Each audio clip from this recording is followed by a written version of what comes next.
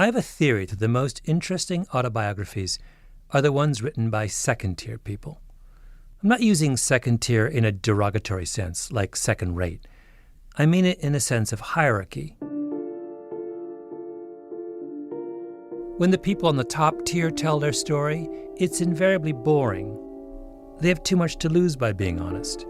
Their public stature works against them on the page because they know anything they write that's even vaguely controversial or opinionated, in other words, anything interesting, it's going to get dissected and distorted by the media. But the memoir of the person under the general or the president or the CEO, the person you've never heard of, that person has a lot less to lose, and their memoirs are where the gold lies. Not long ago, I picked up a book called Company Man, 30 Years of Controversy and Crisis in the CIA. It was by a man named John Rizzo. I checked the book flap for Rizzo's bio.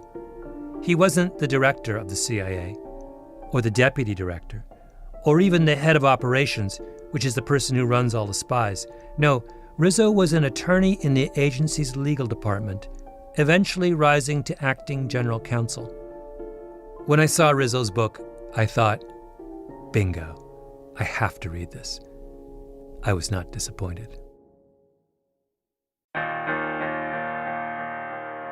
My name is Malcolm Gladwell. You're listening to Revisionist History, my podcast about things overlooked and misunderstood. This episode is about a story John Rizzo tells on page 148 of his autobiography. It's a story about a spy, a very good one, and what happened to him. Right after I read it, I got in touch with Rizzo. I asked him if I could interview him about the story of the spy. He said, of course. Then in his email, he added a postscript. P.S. Interesting that you focused on that episode. When I finished the manuscript, I figured that if any single anecdote in the book would garner public attention, that would be the one. As it turned out, I don't remember anyone ever asking me or otherwise talking about it, which I found puzzling. Yes, it's puzzling. I mean, he was probably 40, maybe. As I say, I saw pictures of him, photos of him at the time. I'm sitting at Rizzo's kitchen table at his house in Washington, D.C.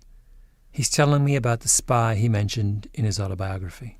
And he looked like Al Pacino, circa Godfather 2. He was he was European looking. He was still a young man. And I think he reached sort of, a stage in his life that he felt remorse, guilt about what he had done in his youth and in his formative years.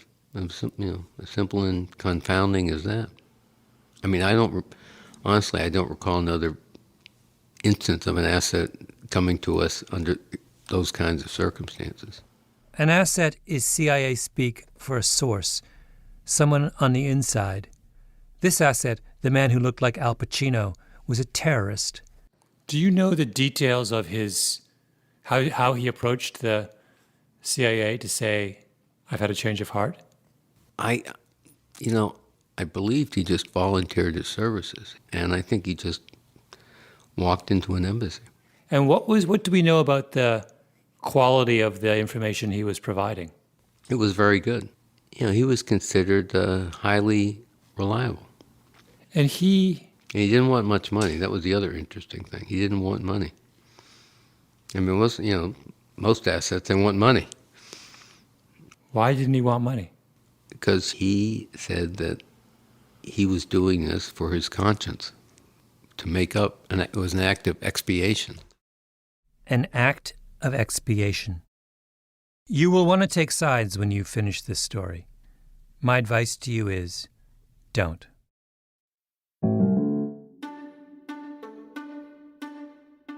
If you make a list of the greatest investigative reporters of the last generation, there's Bob Woodward at the top. There's Mark Bowden, who wrote Black Hawk Down, Seymour Hersh, who wrote for the New York Times for many years and then the New Yorker, Steve Cole, Jane Mayer. There's a guy who I sat next to when I first started my career at the Washington Post many years ago, Mike Isikoff, who was a bulldog. And somewhere in that top cluster of investigative reporters is Tim Weiner. He's one of the few journalists ever to have won both a Pulitzer Prize and a National Book Award. In the 1980s, Weiner worked at the Philadelphia Inquirer, and his first foreign assignment was covering the overthrow of the Filipino dictator Ferdinand Marcos. When Weiner came back, he convinced his editor to send him to Afghanistan, where the CIA was then secretly funding the Mujahideen in their battle against the Soviet occupation.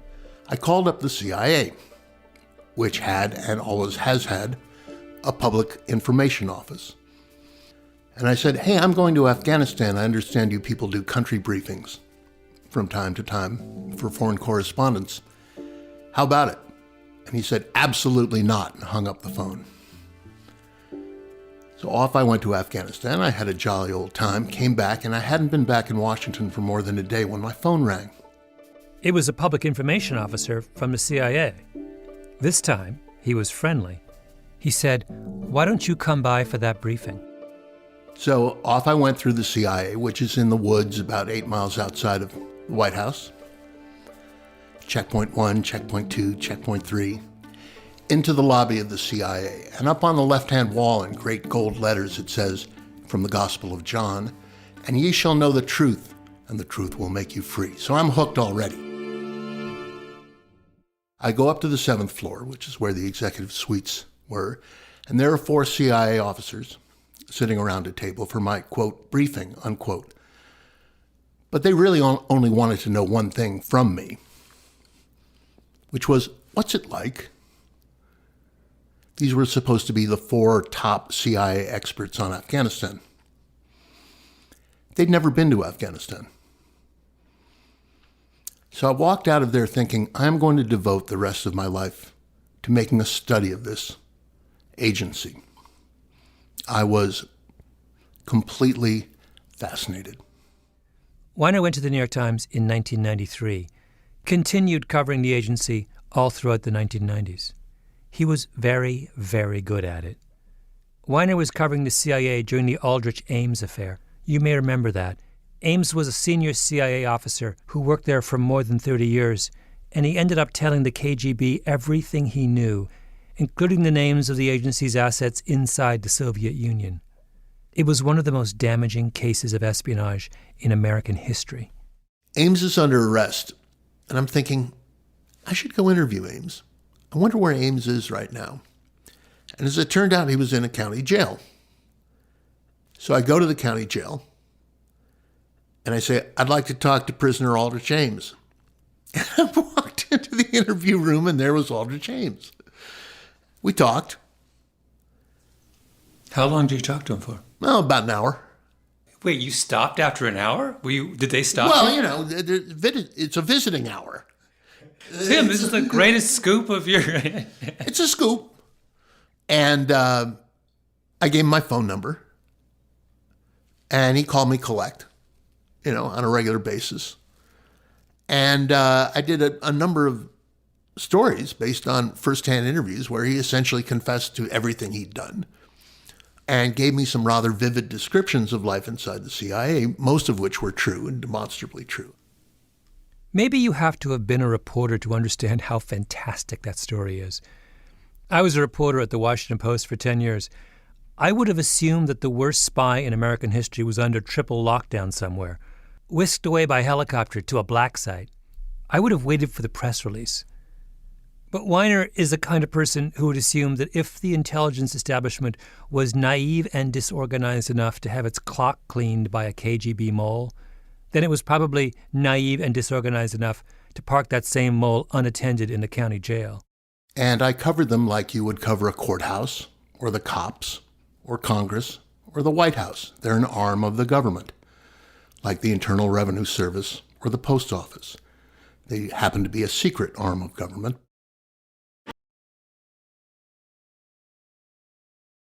Weiner would later write a book called Legacy of Ashes. That's how he won his National Book Award. It's an amazing book, easily the best history of the CIA ever written. Some people within the agency thought that Weiner was biased against them, that in his reporting, and particularly in Legacy of Ashes, he went on too long about what the agency had done wrong, and that he said too little about what the agency did right. I understand why they think that way, but I'm not sure that assessment is fair. Weiner is not biased. He's aggressive. You only have to meet him to understand that. He has one of those big, square, impressive heads, barrel chest, the kind of self-confidence that you have to have if you're in his line of work. He's a kind of relentlessness about him. I can't remember how many times we talked on the phone and went back and forth in emails before he agreed to sit down with me. He kept it up for weeks, clarifying, probing. Why do you want to do this story? What are your intentions? Weiner is aggressive because over the course of his career, he needed to be aggressive. It's not like the CIA puts out colorful brochures highlighting its latest initiatives. It's a secret agency. There's a man named Jeffrey Smith who will figure in this story as well. Smith used to be the general counsel for the CIA. He's very much a member of the intelligence establishment, genteel, bookish. He's now in private practice at one of the most prestigious of D.C. law firms, Arnold & Porter. And one of the things that Smith says is, it's a good thing for the agency that reporters like Tim Weiner are aggressive. The agency needs a free press. It keeps you honest. It's not unlike congressional oversight. If any government agency is asked to do something or is considering something, the CIA, you have to think, this is probably something that is going to have to be reported to our two oversight committees. How are they going to react? And what happens if it leaks? How do we explain what we're doing? And that question comes up all the time. And without a press, it wouldn't come up. So CIA needs. Yes. Yeah. Does the CIA always remember that? In the ranks, some people don't see it that way. As you get more senior, you do see it that way. And the senior people have to explain to the younger people as they're coming up through the ranks why that's necessary. Why do we put up with a hugely powerful agency like the CIA, with a budget in the tens of billions, doing things we know very little about? Because we're confident that if the CIA does something truly evil or stupid, the press will find out and let us know. Weiner lives by this idea. He devoted his career to it. What does the CIA look like in the absence of a free press? It looks like the KGB. We have a uniquely American problem here, Malcolm. We're trying to run a secret intelligence service in an open, democratic society. The Russians don't do that. The Chinese don't do that. Not even the British do that. We need to have a constant tug of war between a free press, a cantankerous press, a skeptical press, and the powerful institutions of our government. But there are going to be arguments. Believe me, there were arguments. He's the world's most wanted man, the son of a wealthy Venezuelan lawyer. His profession is spreading terror worldwide. He has links with groups like the most notorious terrorist of the 1970s and 1980s was a man named Ilyich Ramirez Sanchez, also known as Carlos the Jackal.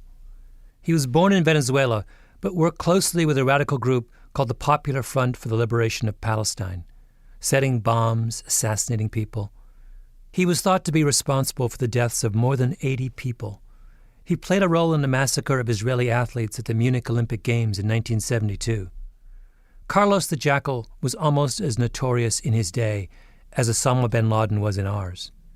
He was the subject of a massive international manhunt that went on for years. Finally, in 1994, he was captured in Sudan by French intelligence. How did they find him? Because of a tip from the CIA. Where did the CIA get its information? From a man who was once high up in the same world as the Jackal. The guy John Rizzo wrote about. The asset who looked like Al Pacino. Here's Rizzo again. Yeah, usually you work, case officers, work potential sources and assets for months or years before even pitching them to help. This guy just Just walked in. So yeah, I mean, at the time of his recruitment, there was a great deal of excitement, eagerness that this is one of the few guys, the best guy we have inside a terrorist organization. So you never met him, Never met him. but you saw a picture of him. Mm-hmm. And you say you describe him as looking like Al Pacino. There was something kind of glamorous about him, is that what? Yeah, he's sleek, dark hair, he's European looking. I mean, he was not your jihadi. I mean, he was westernized. Al Pacino helped the CIA find Carlos the Jackal. But by the following year, the summer of 1995, the CIA found itself in crisis. The Aldrich Ames scandal had devastated the agency's reputation. What's more, the Cold War was over. And since the CIA was essentially created to fight the Cold War, lots of people in Washington, serious people, wondered if the United States even needed the agency anymore. Then all kinds of stories broke about shady characters the agency was mixed up with in Central America. Murderers, drug dealers. It was the last straw. President Clinton brought in a new director, John Deutsch, with the mandate to clean house. Deutsch ordered what's called an asset scrub, a review of every spy, informant, and asset on the CIA payroll, with a specific emphasis on ethical considerations. As the CIA's general counsel, Jeff Smith was in the middle of it. Were there assets who had committed major felonies, human rights violations, or had attacked Americans? And so we added that dimension to the asset scrub that was currently underway. And one of the files the agency reviewed was that of Al Pacino. John Rizzo was Jeff Smith's deputy. He was in the middle of it as well. It was discovered that he had actually committed terrorist acts against Americans, bombings in Europe, and that he had wounded some with his bombs. I mean, obviously the intent was to kill them. Now that was somehow missed. Now, I don't know how it was missed or whether, frankly, it was just overlooked, but it should have been a red flag. You can imagine what some people inside the CIA thought of the asset scrub. The function of a spy service is to find out what the bad guys are doing. And the best way you find out what the bad guys are doing is to have another bad guy tell you, right?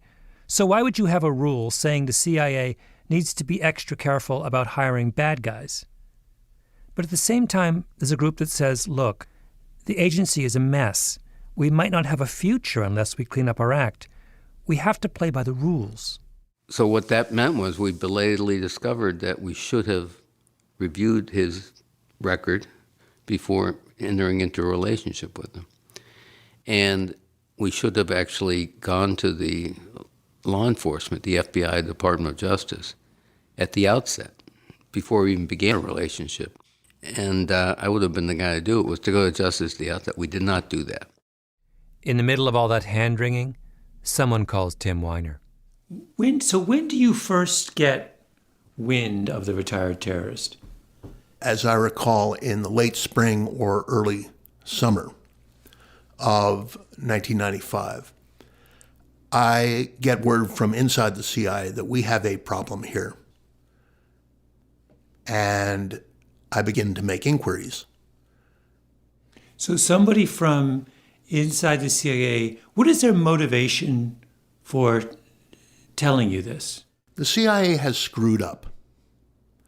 It has failed to inform the Justice Department that they have an asset on their books, a foreign agent who has, again, euphemistically, American blood on his hands. So why do they want to call the New York Times? To right a wrong. Because sometimes public disclosure is the only way to right a wrong.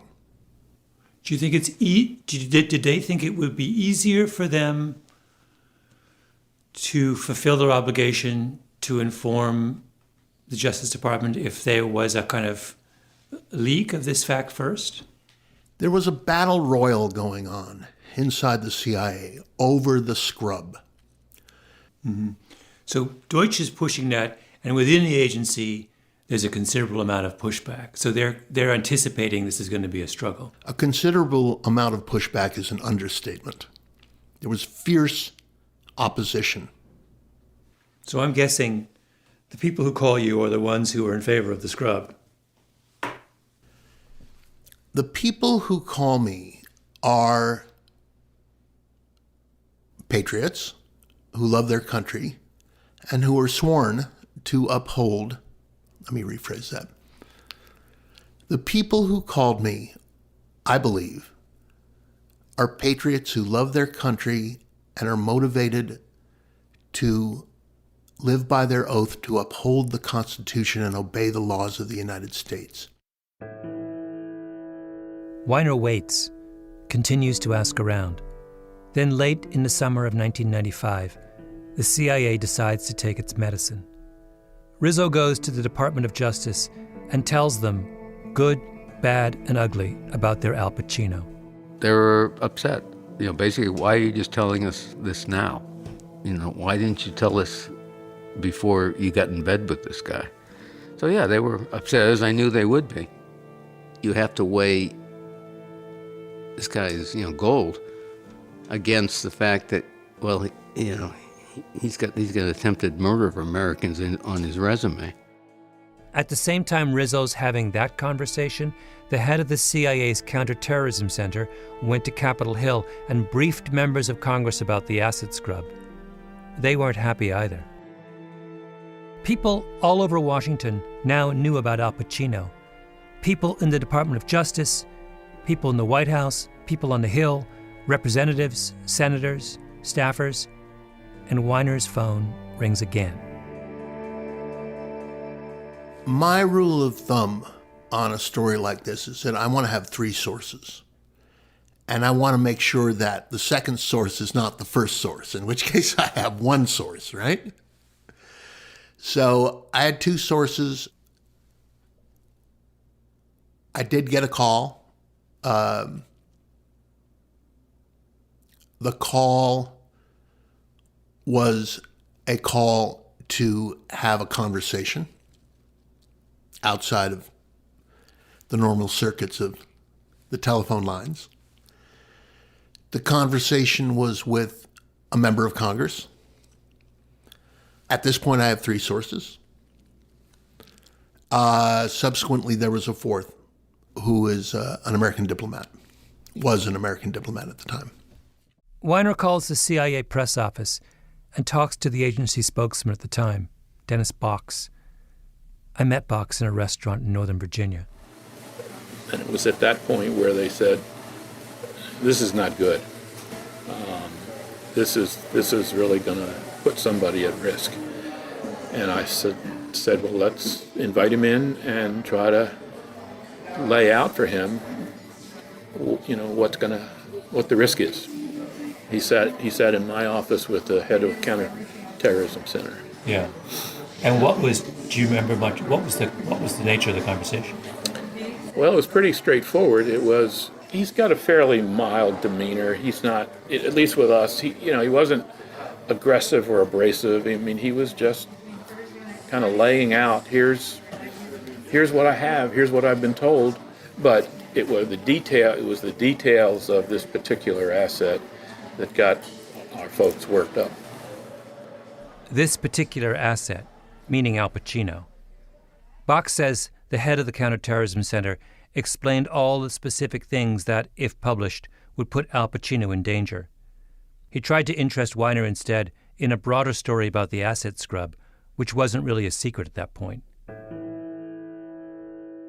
These kinds of conversations between reporters and government officials are not unusual.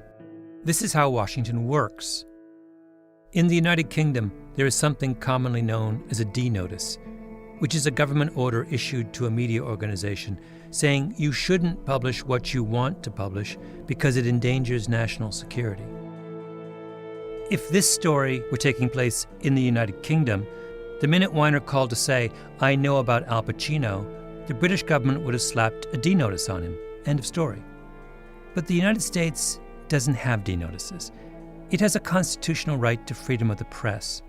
So what happens instead is a negotiation. The reporter comes in, he or she gets briefed. Maybe the head of the CIA calls the editor of the Washington Post or the New York Times and says, "Look, we're really uncomfortable with this. Here's why." Just as I was writing this episode, the Washington Post reported that in a meeting with Russian officials, President Trump let slip some very sensitive intelligence from an ally. It was about the intention of Middle East terrorists to use laptops as bombs. Huge story. But if you read the initial news accounts closely, it's obvious that the reporters held some information back. They didn't tell us which American ally gave us that information. It seems like they knew the location of the spy, but they didn't tell us that either. This is what I'm talking about. Somewhere along the line, there was clearly a conversation between those reporters and the CIA, and the reporters listened and then said, "We're going to disclose what we think is necessary to make the point about the recklessness of the president, but we're willing to withhold details that you tell us might damage national security."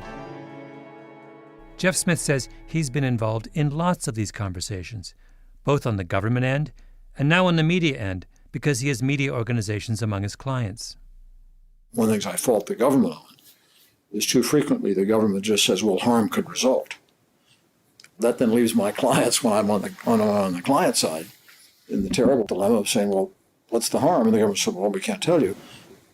But Smith, as you can imagine, can see the government's side as well. If you're the CIA trying to convince a reporter or an editor not to spill a secret, you have to tell them enough about the secret so that they understand what's at stake. What you don't want to do is reveal even more of the secret than what has already been revealed. And all of this while respecting the fact that the press in America can, at least in principle, do pretty much whatever it wants. What the government tries to do is indicate gradations of harm. This is really bad. This is less bad. And leaving the editorial judgments to the press. But the government should not be in the business of saying, we agree you can print this. It's tricky. From the national security side, you have to trust the editors or the publishers or whomever you're talking to, and tell them why, and as specific as you can, what the harm would be, so that they can make a judgment. It's then incumbent upon the editors to take that seriously. This is exactly the kind of elaborate dance Weiner and the head of the Counterterrorism Center are having in the summer of 1995. In Rizzo's book, he says that some of the things the counterterrorism chief told Weiner left him bug-eyed with shock. Weiner says that's nonsense, but the point is this: their conversation wasn't the CIA giving instructions to the New York Times. That's not how the balance between a free press and a clandestine service works. Did the counterterrorism chief say to you, don't mention this guy at all? It was a strong preference of the counterterrorism chief that certain identifying details that were known to me stay out of the public realm. And I agreed with that. I mean, what is the point of publishing the guy's country of origin, the intelligence service he worked for, the specific time and date and place of the attacks? Does the reader need to know that? No. The story's about the balancing test. I knew who he worked for, I knew the specific time and place of the attacks, and I knew how grievous the attacks had been. Every detail of that was scrubbed of my own free will and volition from that story, based on my principle that I do not want to publish anything that can get anybody hurt.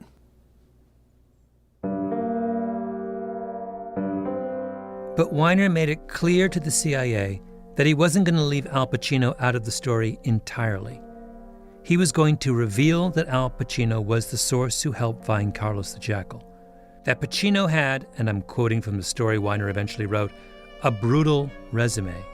He had been involved in 2 bombings in Western Europe in the mid-1980s that had injured Americans. And he had only broken with his terrorist group in 1987. 4 separate people, someone inside the CIA, a congressman, a diplomat, and someone else in the know, had told Weiner about Al Pacino. Al Pacino was the person about whom the agency had failed to tell Congress and the Justice Department. From Weiner's perspective, Al Pacino was the story. Jeff Smith says that when he realized what Weiner intended to publish, his heart sank. What was in general, the feeling within the agency about the possibility of this story being written? Anger. Anger that it had leaked so quickly. And then a real desire that we do all we could to not have the details of what this individual had told us and what happened to come out. When you say what happened, do you mean, are you talking specifically about this individual's involvement with fingering or helping to find Carlos Pacheco? Yeah. To your mind, that was the identifying? Yes. The agency scrambled to get in touch with Al Pacino. They had to warn him. Here's Rizzo again. You can't just call up an asset and say, meet me in a cafe around the corner in an hour. I mean, they'd have located him, signal that an emergency meeting was necessary. I think the meeting actually took place either just immediately before the story came out or on the day the story came out. And what did the asset say during the meeting when told this? Well, I was told that he was flabbergasted, felt absolutely betrayed. How could this happen? How could you do this to me? I'm a dead man. And our case officer broke the news to him, offered immediate evacuation, safe haven, get him the hell out of there. And he refused.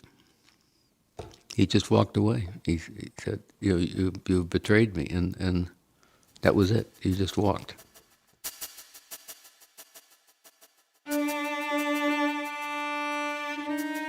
The story ran on August 21st, 1995, on the front page of the New York Times. CIA re-examines hiring of ex-terrorist as agent. It was also translated and ran in newspapers around the world. Al Pacino's case officer put a copy of the Greek version on his wall. And when the case officer was asked why, I'm told he said, "I do this because it is a reminder to all of us in this division about the consequences of breaking faith with your asset." One of the most famous of all New Testament stories is what happened to Saul of Tarsus on the road to Damascus. Saul was a strong opponent of the early Christian church. He persecuted the early Christians, the Bible says, beyond measure. He stood by and watched as one of the earliest of Jesus' followers, Stephen, was stoned to death. And then one day, on the road to Damascus, Saul had a vision of the resurrected Jesus and converted to Christianity. Saul became Paul, cornerstone of the early Christian church. Saul was allowed to become Paul. That's the point of the story of Paul's epiphany. He had been the sworn enemy of the early church, and then he said that he had changed his mind, that he regretted his previous acts, and he was forgiven. That idea that we are allowed to transform ourselves has been central to our culture ever since. The man we've been calling Al Pacino was a sworn enemy of the West. He helped plant bombs in Western Europe that killed and injured innocent people. And then he had an epiphany. He walked into an American embassy. He said, "I don't want money. I just want to atone for the evil that I have done." But in Al Pacino's case, we did not allow him to transform himself. The CIA went to Congress and the Department of Justice to confess they had hired an ex-terrorist with a terrible past, even though he was an ex-terrorist who only came to us because he had repudiated his terrible past. The Justice Department says, "Why didn't you tell us before you got in bed with this guy?" As if he were still the guy you would never want to get in bed with. The headline to Weiner's story says, "CIA re-examines hiring of ex-terrorist as agent," as if the central fact about Al Pacino was his past associations, his brutal resume, as Weiner put it. A resume is a list of accomplishments. But Al Pacino did not consider his past record an accomplishment. He wanted to repudiate it. That was the whole point of him walking into an embassy and offering us everything he knew. Remember what Rizzo said about why Al Pacino did not want money? He said he was doing this for his conscience. It was an act of expiation. Expiation is the act of making amends or reparation for guilt or wrongdoing. Atonement. He asked for atonement. We pretended to give it to him. Then we took it away. What's wrong with us? So what happened to Al Pacino? I think you can guess. Very soon after the New York Times story ran, he was killed by his former terrorist colleagues. They identified him. They tracked him down. When I said at the beginning that you would feel the urge to take sides and that you shouldn't, I was talking about this moment. We can argue all day about what is and is not an appropriate leak, or about who's to blame when negotiations break down between the government and the press over a sensitive story. But if you get too lost in picking a side in that argument, you lose track of Al Pacino, whoever he was, this man who risked his life for a country other than his own, asking only in return that he be granted absolution.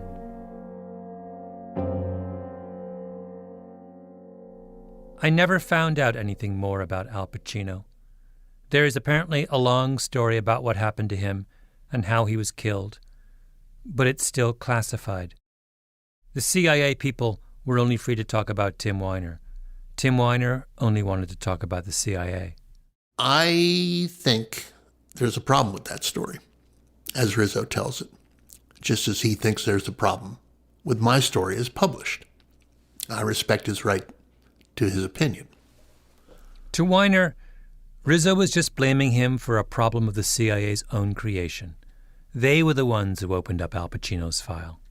If they hadn't screwed up their own procedures and arguably violated a presidential directive on how you handle a problem like this, then they wouldn't have had to go to the FBI and Capitol Hill, and I wouldn't have gotten my third and eventually my fourth source on this story. Where's the leak here?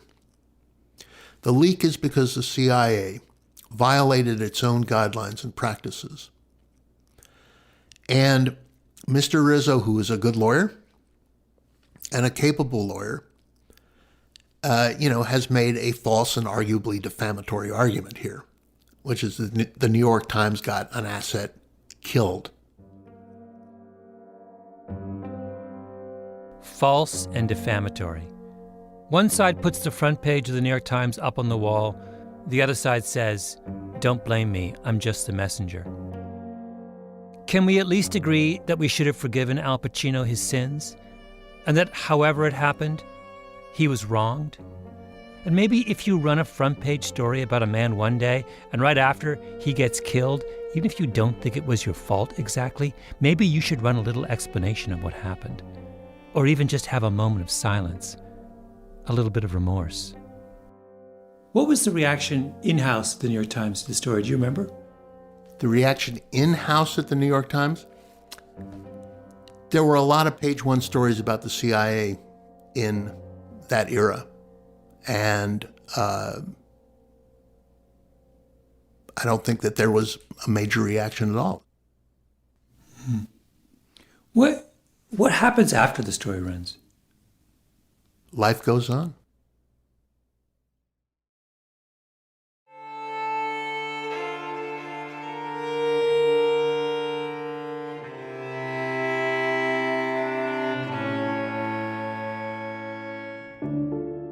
Revisionist History is produced by Mia Lobel and Jacob Smith with Camille Baptista, Stephanie Daniel, and Xiomara Martinez-White. Our editor is Julia Barton. Flawn Williams is our engineer. Original music by Luis Guerra. Special thanks to Andy Bowers and Jacob Weisberg at Panoply. I'm Malcolm Gladwell.